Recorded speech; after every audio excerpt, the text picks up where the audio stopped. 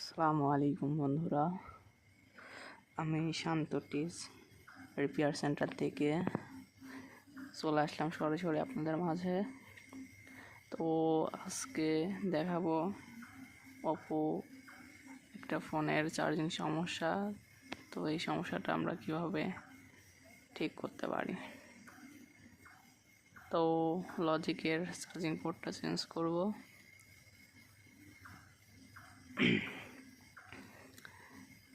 দেখেন, যারা নতুন যারা আছেন তাদের জন্য এই ভিডিওটা অনেক কাজে দিবে আর কি।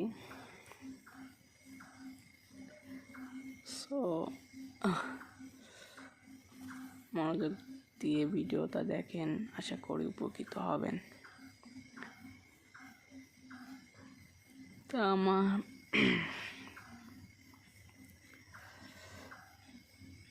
কাজ আসলে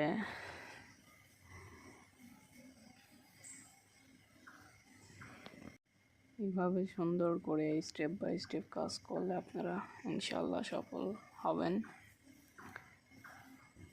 তো যারা এখনো আমার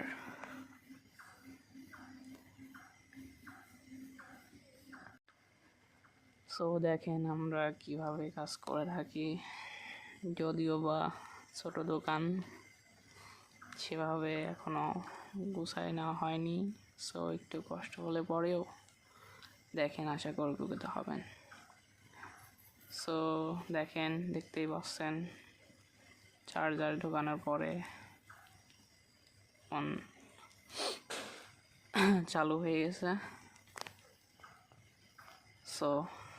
কাজটা হয়ে গেছে ইনশাল্লাহ।